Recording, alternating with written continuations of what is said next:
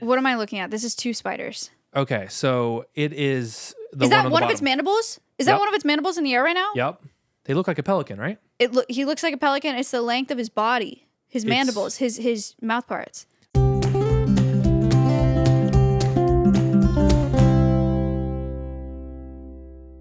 Welcome to World's Wildest. Hello, everybody. What a strong start. Wow. Welcome back to the podcast. I hope you guys have liked the first two episodes. We've been having a great time. It's been a lot of fun. I'm stoked on this podcast. I'm having so much fun, and I'm so excited about the response to it. Everyone seems excited, and everyone's learning and having a good time. I've read like 500 comments. All pretty nice. Dangerous game. Connor's been reading comments. Say something nice in the comments for Connor's sake, please. Today, we're doing an episode on World's Newest, which is really exciting because it's our first request. Yeah. This came from a comment on our Patreon. Someone said, you should do World's Newest and talk about some of the newest discovered species. Which is pretty cool. I thought it'd be kind of hard, which it was. It was a little harder. But that's such a cool idea. I would never think of that. You're a genius. Excellent. Remember to like and subscribe if you're on YouTube, and go sub to the Patreon if you guys want more content, because we got content on there. Anyway, welcome to the episode. Let's get started. Okay. Let's begin. I have my first one. Here's the other problem with this episode.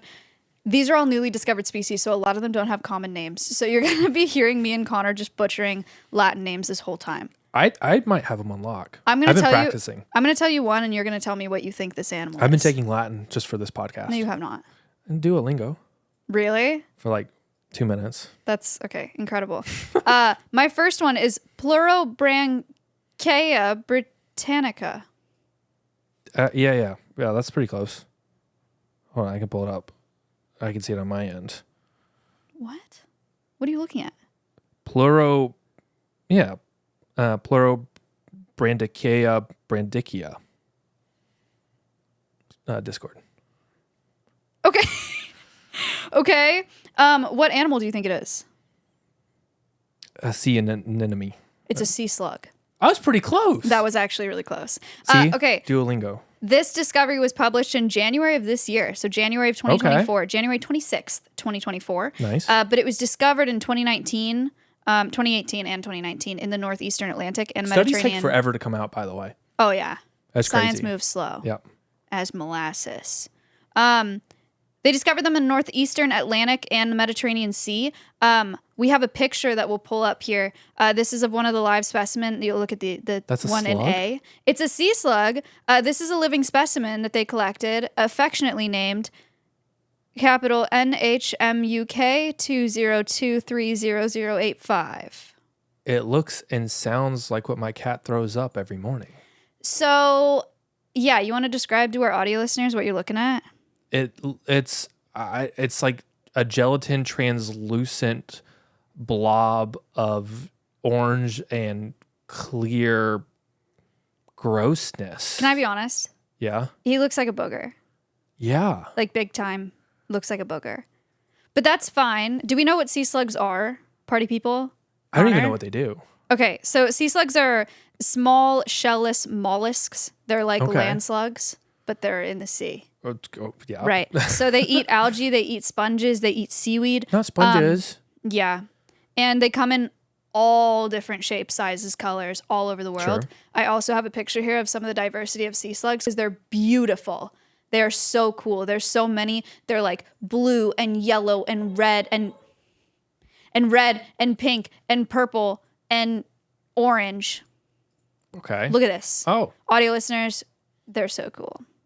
Okay, I'm glad you showed me this because this makes me appreciate them more than the first one. I still appreciate it, but once I get to know it, I'll like it a little bit more.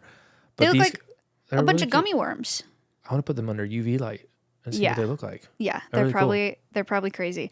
Okay, so this specimen, this newly discovered species, Pleurobrancarea britannica. Yes. Sure. Good job.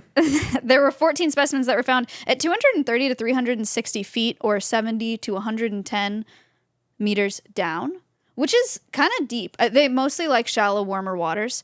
So I was surprised that they were found that deep down. But it was the first slug of this genus found in UK waters, which is kind of cool, but also a little concerning because they like warmer waters. Like, are they moving because of Climate change? Climate change, yeah, and the oceans being warmer. I'm not sure. But okay, so there's not much story behind finding this slug besides like, oh, there's a new sea slug dropped. Cool. Yeah. That's awesome. But I also went down a rabbit hole of sea slugs and how cool they are. And so I'm just now going to go on a tangent about sea slugs. Okay. Some sea slugs are known to steal their prey's defense mechanisms, like freaking Kirby. For people that don't know who Kirby is, I'm not as familiar with Kirby. Y'all know who Kirby is. You know what Kirby does? All I've seen him do is Super Smash Brothers sucking people. Yeah. And then what? That's all I know. You don't know what happens after that? I am not a gamer. And I know that when Kirby sucks in his opponents, he steals their powers? Yes, that's the whole thing. And he gets little hats and stuff. All right, whatever. I'm trying to be relatable, but whatever. Kirby sucks in his opponents and then steals their powers, okay? Sea slugs do the same thing. So some species of sea slugs do the same thing. Magical? So they eat they eat jellyfish, for example, right? Okay. And they produce this mucus. They're slugs. They're sure. slimy. So they produce this mucus that prevent jellyfish from stinging. Jellyfish, when they sting you, they'll wrap their tentacles around and then they have like a bunch of little like venom harpoons, basically, that deploy into you. And that's how you get stung. But because they have all this slimy mucus, it prevents the jellyfish from stinging. And then they pass the unfired nematocysts, which are the venom harpoons, nematocysts, through their digestive tract. And then after they do that, they store it in pouches called nidosacks and then shoot them out when needed for defense. So they will eat the jellyfish. They will take like undetonated jellyfish sting harpoons, swallow them, and then store them in sacks to then deploy as their own, even though they didn't make those. That's pretty cool. Isn't that crazy? Huh. I think it's so cool. I just like, how did they get to that point of doing that? I don't know. That's wild. I think it's so cool. Have you heard of the blue dragon? Mm-mm. It's a nudibranch, which is a type of sea slug, and they're actually called blue glaucus, also known as blue dragons. They will release. Here's the problem with these guys.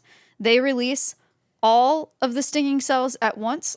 Oh, fun. That they have in their pouches. Okay. So they can be up to 3 times as potent as a man-o-war sting. Oh. Yeah, and they're crazy looking. Look at them. Oh, I have seen those. I think, I've seen pictures of these circulating online too. Guys, how to describe blue dragon to audio listeners. It looks like an acid trip. It looks like an acid trip or like your grandma's brooch if it was all blue and really shiny and really funky fresh. Yeah. It looks like it has like one eye almost in the center. So weird. Such a weird looking little thing. It looks like a glass, like someone at a glass blowing shop would make it. Yeah. It does look like blown glass also. Just a bunch of shades of blue. Really, really beautiful. Yeah. But super dangerous. Very like this tiny. is a picture of someone holding. Yeah, they're really small.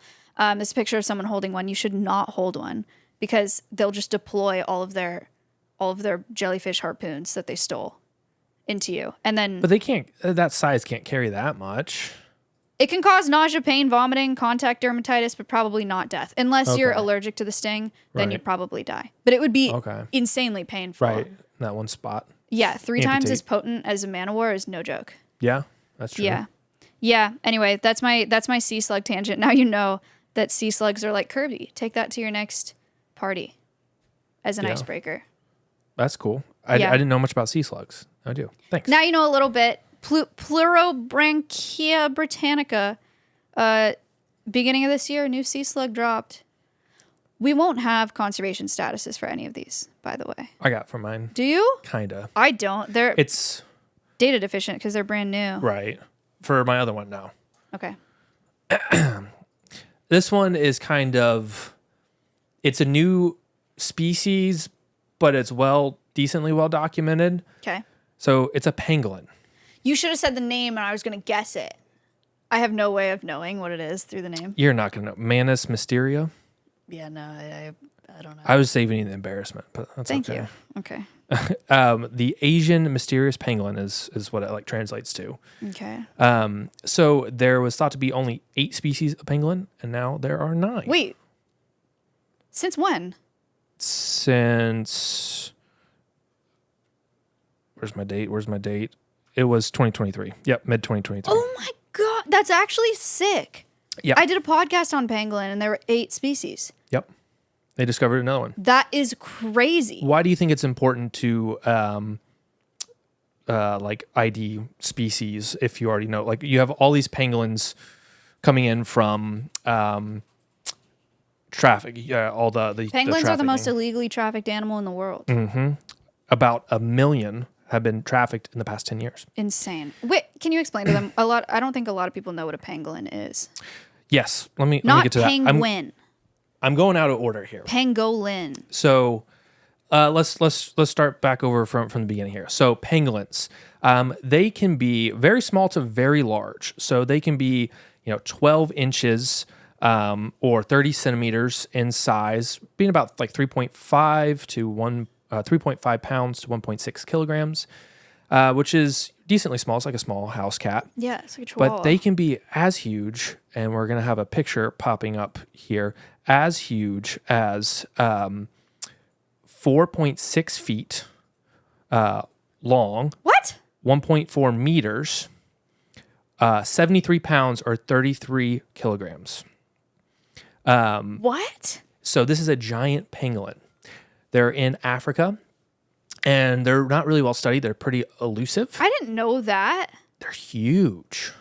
That's crazy. Okay. So I was going to bring in a TV to show like size comparison, but That's I a lot tried of it work. and like it just wouldn't fit in frame all that well. So I did try. Thank you for trying.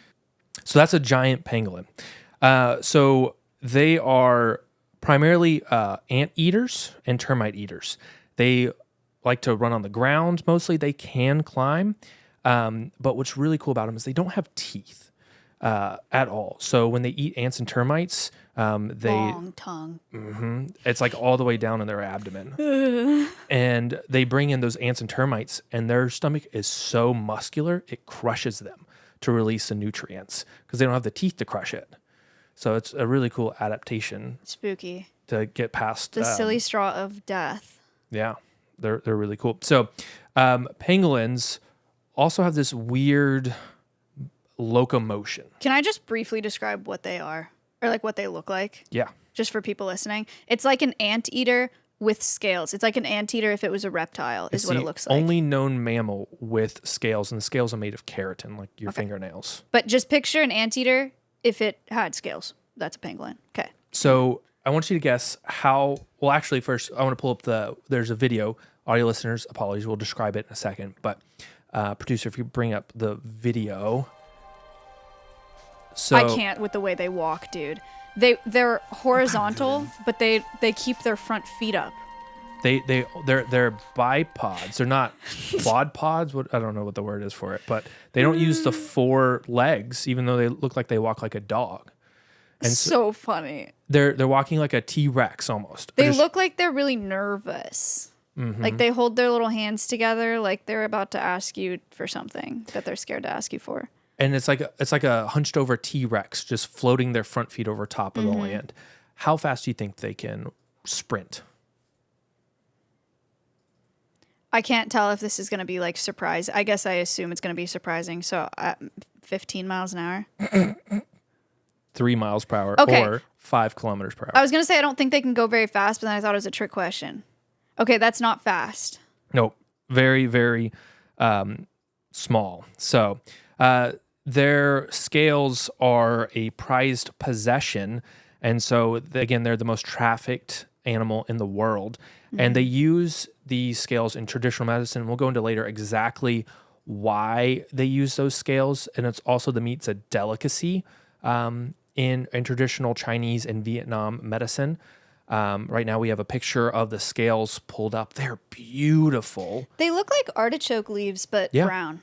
Yeah, and they're thick keratin, and the reason why this species was discovered. So there's 8 for a very long time. There was 4 species in Africa, 4 species in Africa, 4 species in Asia, 5th one in Asia now. And all of which are endangered, right? 6 out of the 9 are like endangered, and the other 3 are threatened. But that's probably because there's a lack of data. Right. And this kind of genetic study, which identified the 9th species, is really important to providing that kind of data. Wow. And so the 9th species. What they were trying to figure out, why do you think it's important when you get in seized, thousands of pounds of seized scales? Why would it be important to genetically identify all the scales that come in? So that you know where they came from. Exactly. So they can pinpoint when people are going after these illegal wildlife traffickers. They want to see where they need to target and put their resources, because they're in Africa and they're in Asia. They can't cover all that. They don't have the resources to protect all of it. So they want to look and see where's the hot spots happening currently. So genetic testing has gotten a lot cheaper. In the 90s, genetic testing was hundreds of thousands of dollars per sample. Now it's, I think, a few $100s per sample. So it's a lot more cost effective.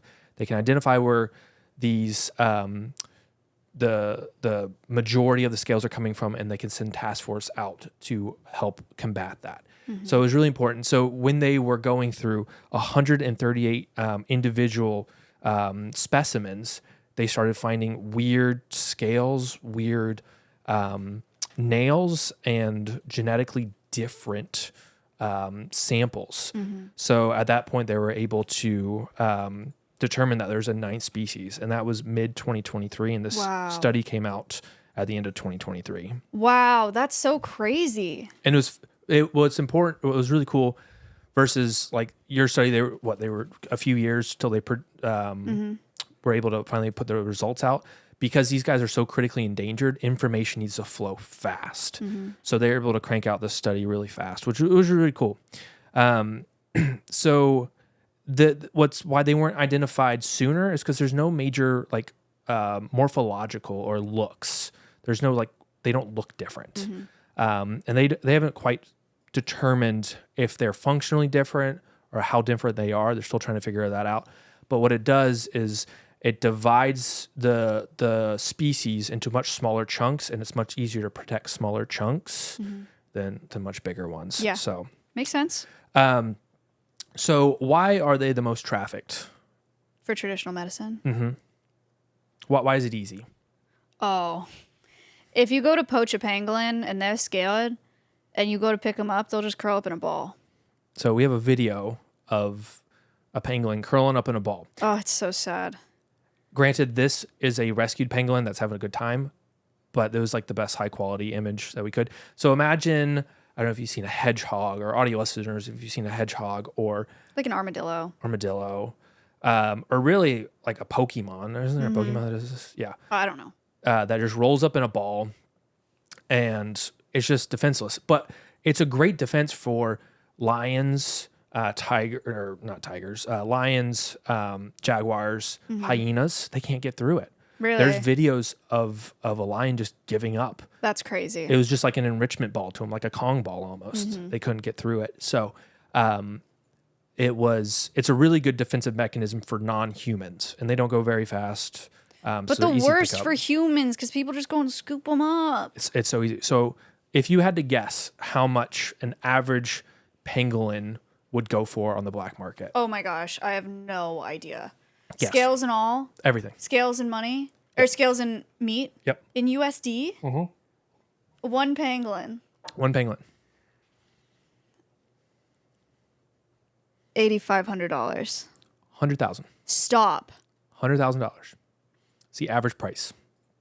So here's why it's also an issue. And we have a picture of scales and some frozen pangolins. Very sad. But why? Imagine you're a impoverished farmer in Africa, right? And you can just get one, right? Instead of, you're not going to get 100,000 because you maybe get like 20 or 30, but that's so much. Oh, it's so much money. And then you do one, and you're like, oh, this is good money I can provide for my family. And then you start getting more and more, and then all of a sudden you get sucked into it. That's the biggest issue.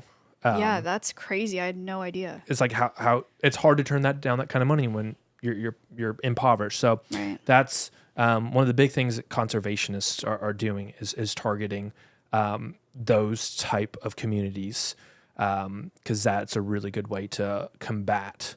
Another thing, this is probably maybe less often, Yeah. I don't know. This is a crazy story that my sister could definitely tell better. Mm-hmm. My sister lived in Rwanda for a year, Mm-hmm. and she called me one day because she didn't know what it was either. Okay, my sister called me one day. She was like, I was talking to these guys in the place that she was living Yep. in, and they told her that they found bushmeat that they were going to cook tonight and that she could come eat it. And she was like, oh, what is it? Bushmeat is just anything, and anything that they go out and hunt and kill to eat.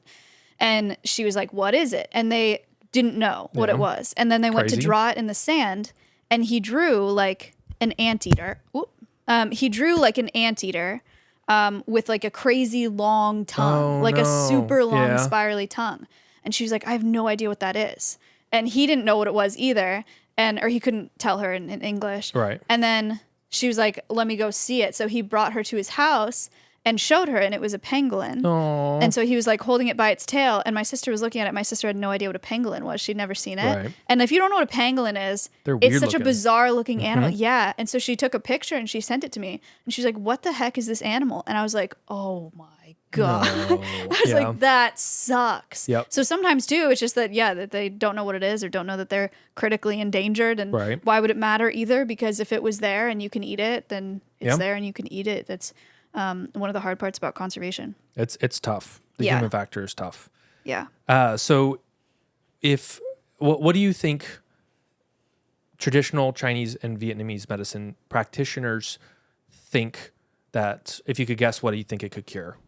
That they think it could everything. cure? Cancer, anemia.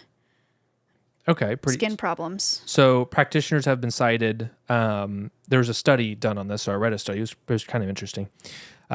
They believe that scales can cure mammary gland blockage in breastfeeding women, treat rheumatitis, stimulate blood flow, reduce swelling, promote the discharge of pus from wounds, and more. 131 practitioners in Hue City province, Hue City in Vietnam in 2023, 80.7% of the practitioners surveyed said the pangolins products were useful for treating at least one type of ailment. And over half of all practitioners indicated the products are an effective treatment for mammary gland blockage in lactating women, saying that they're not going to stop using this because they believe it to work. And then I read another study where it looked through all this. It gave it a fair shot to see if there was any medical value to it. Long story short, no, there's no medical value. That's tragic. To any of that.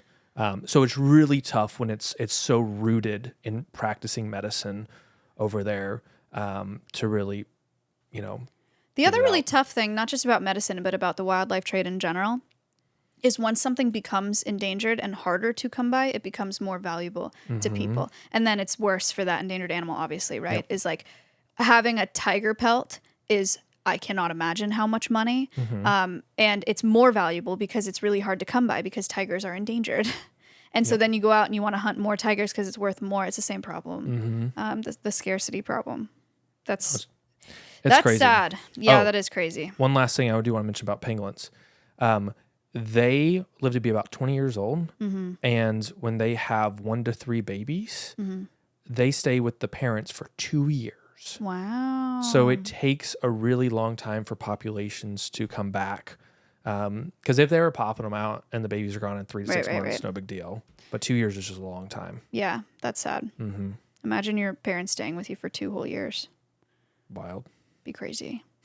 That's very cool, actually. I'm stoked that you found that because I don't talk about pangolins that often, but it was recently that I did a pangolin podcast. I didn't know that much about pangolins until I did this. Yeah, so I'm shocked. When I say podcast, this is my dead podcast, my conservation cast before this podcast. It was like 2-3 years ago. It was a few years ago. Connor was on that podcast once. First one. It was something. It was not as good as this one. Okay, is that all you have about pangolins? Yeah, it is. What do you have next? Scolopendra cataracta. I think you nailed it. Thank you. What do you think it is? Scolopendra cataracta. Yeah, what do you think the animal is? Oh. I was trying myself. It's not a cat. Because it says cataracta. Yeah. Sclotopendra. Pendra meaning 5? That's penta. Isn't Pendra the same thing? No? I don't know. I don't think so. I don't know. I want to say it's a spider. No. It's a centipede. I was not close. It's a centipede. I would have no way of knowing that. This is crazy. It's the first known, air quotes, amphibious centipede. Yeah. Okay. So, and by amphibious, I don't mean like, my definition of amphibian is semi-permeable skin, Right. goes through metamorphosis, lays eggs in water, etc., whatever. This is not like that. It just happens to thrive in both land and water environments. That's why there's an air quotation around amphibious. Anyway, before I talk about this centipede in general, I want to talk about millipedes versus centipedes because, again, people ask me this kind of thing all the time. Right. What's the difference between a millipede and a centipede? Number one, millipede and a centipede, first of all. I like millipedes more. I'm going to say it. Millipedes look a lot cuter. Okay, millipedes look cuter. Yeah, so they have rounder bodies. Centipedes are more flat. Millipedes need twice as many shoes as centipedes because they have 2 leg pairs per body segment. Centipedes only have 1 pair of legs per body segment. Do you know any other differences between them? Millipedes produce cyanide? Some, yeah. Okay. Some millipedes produce cyanide. There's a genus of millipedes that smell like almonds and produce cyanide, so you don't want to eat them. That's their defense mechanism. But on your hand, you're fine. Right. It's just like not that much cyanide. And then centipedes can sting, and they usually are venomous, and they're carnivorous. So they're going to eat other bugs. You don't want to pick one up. It could sting you. Millipedes eat decaying matter. Right. And are pretty peaceful guys. I like them. Do you know how centipedes sting? I was actually thinking about that. I was like, sting, I would imagine with their back end, but I don't think they really have a back end. It's from the front. They have a maxillipeds, modified pair of front legs. Oh. Yeah, that curve around their head. So they pierce you with it. That's crazy. With their 2 legs, like they grab on and they pierce you. Yeah, it's kind of gnarly. Yeah, so that's how centipedes sting. But they're really important because they help regulate other bug populations. Right. They're carnivorous bugs. Anyway, that's the difference between centipedes and millipedes, in case you guys were wondering. This one, Scolopendra cataracta. You should just come up with a common name. I really should. I'm going to call him the swimmy centipede. Okay. The swimmy centipede can be up to 7.9 inches or 20 centimeters in length. Pretty significant. Huge. Okay. Yeah. Yeah. It's pretty big centipede. They're native to Southeast Asia. They look like, I think, what you would imagine a centipede looks like. Yeah, that looks kind of terrifying. And like you don't want to pick it up. It has orange legs with a huge black snake-like body. Yeah, I picked one of these up when I was in... You're crazy. Was in Rwanda? Or not the same, but a centipede that looked like this. You're when crazy. I was in Rwanda or Ghana, I don't remember. And one of the guys there looked at me, because I didn't know, to be honest. I picked it up on a leaf, not on my hand. But yeah, you don't want to get stung by those. Yeah, he was like, put that down. I was like, no, it's cool, bug. Stupid. Anyway. Have you liked bugs all your life? No. I never didn't like bugs. I just got really into them in honestly, 2022, 2 years ago. Wow. Because I'm a conservationist and bugs are one of the most important parts of our natural world. And I didn't know that until I started researching and realized how important they are for conservation. Now I'm obsessed with bugs. I mean, you were getting me to start to like them. I bought 4 bug books. Yep, he loves bugs. He loves bugs. I'm getting there. Love's a strong word. These guys were described May 17th of 2016. So they're not that new.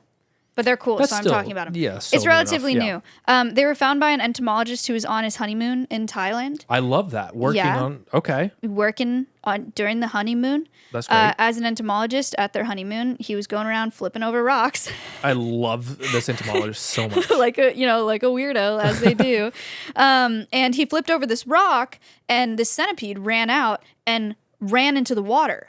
And he was like, oh no, he died. Right. But then he saw him swimming around. And he's like, what the hell? Because centipedes don't do that. There's now 4 described species of amphibious centipedes that swim.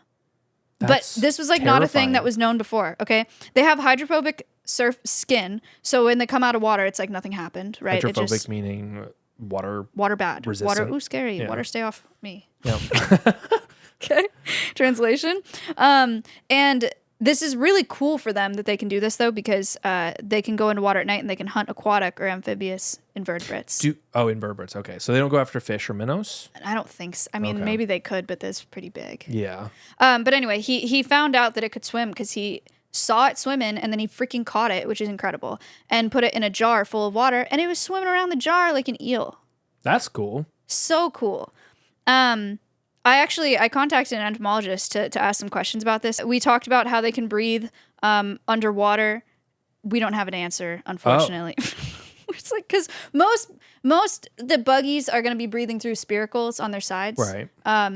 and like taking in oxygen that way. But I don't think that they can close their spiracles underwater. So I don't know what they're doing to be able to swim like that, and I don't know how long they can be underwater either.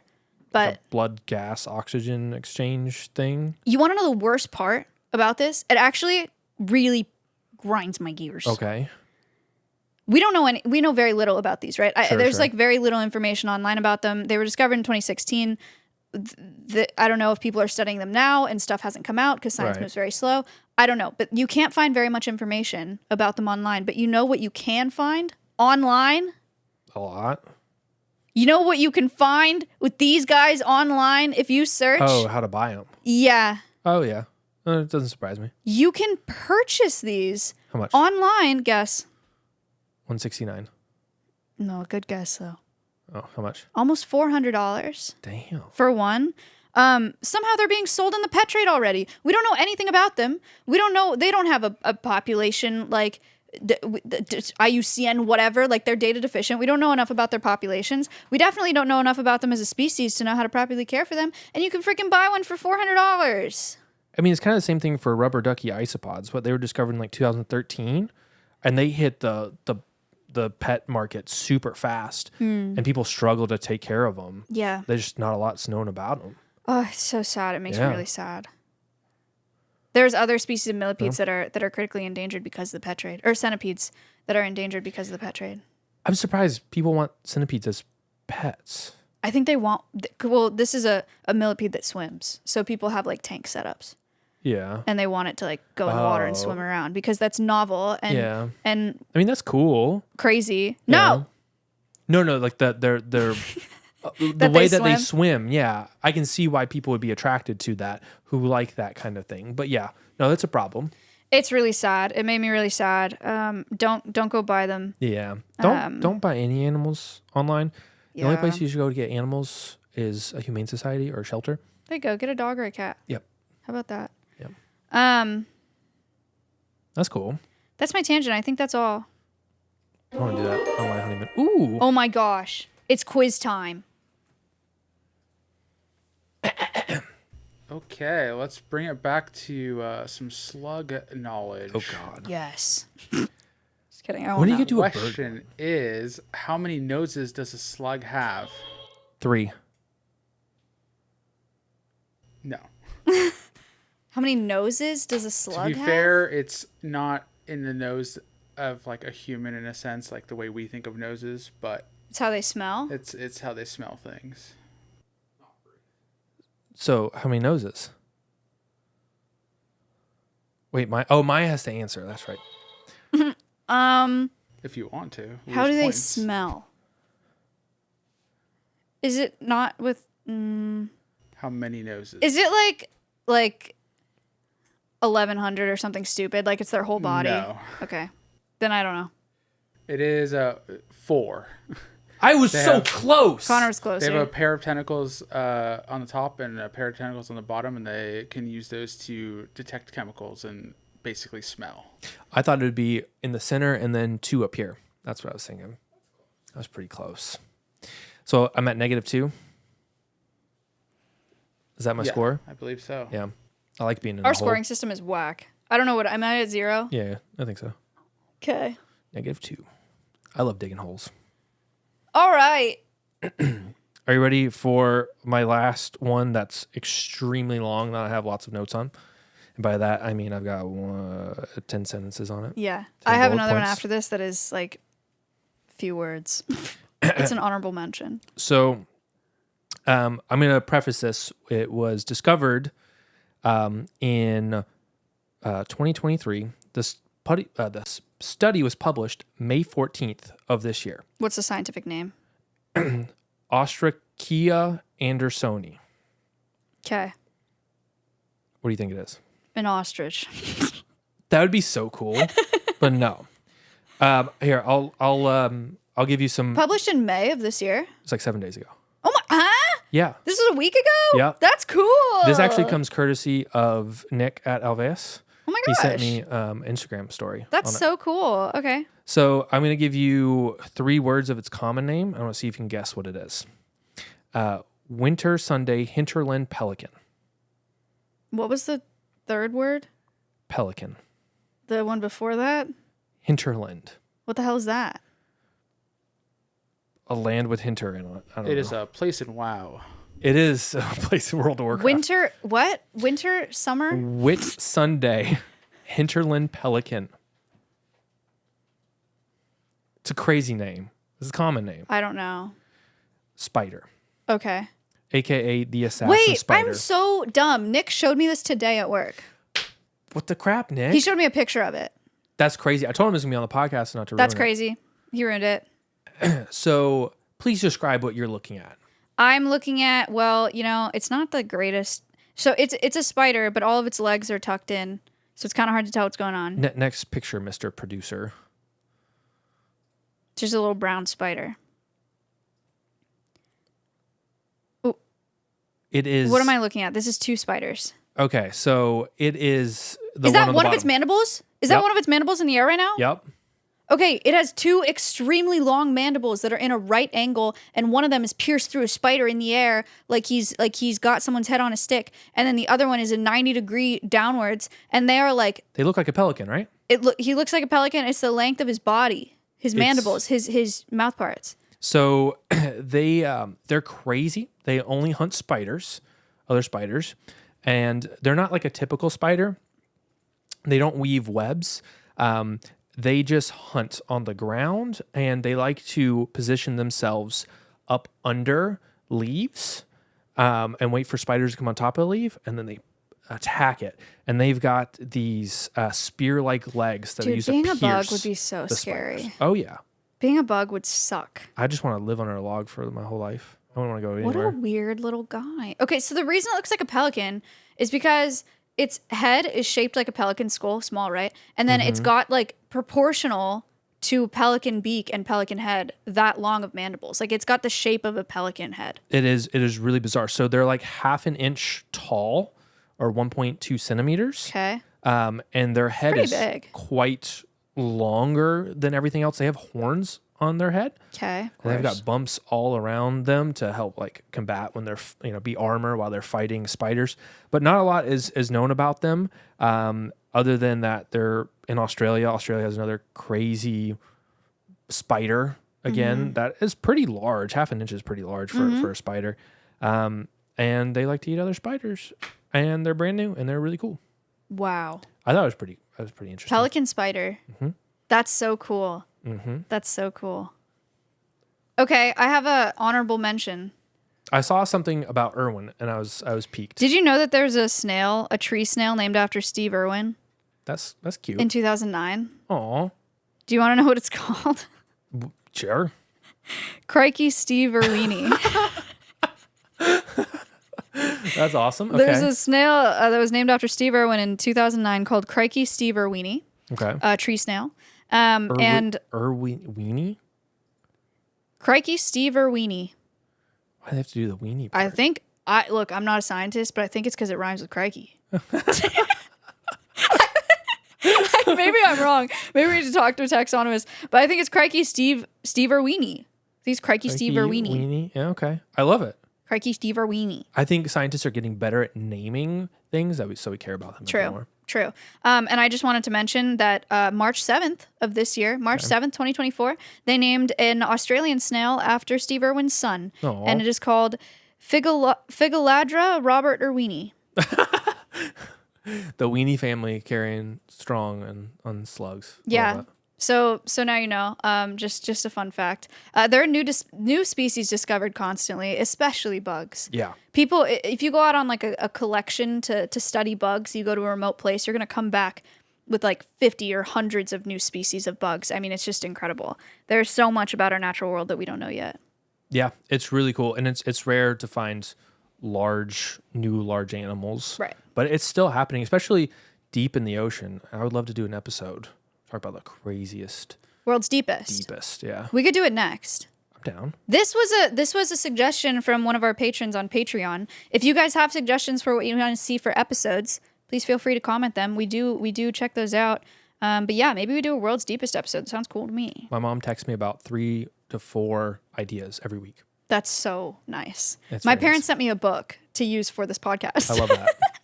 I love it. That's so cute.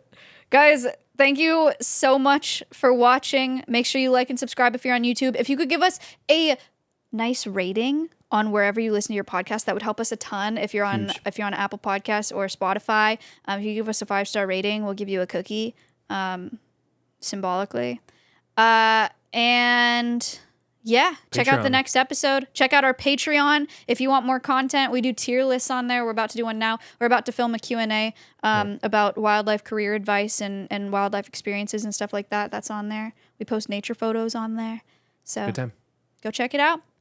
Thank you guys for watching. Yes, thank you. We'll see you on the next one. See you soon.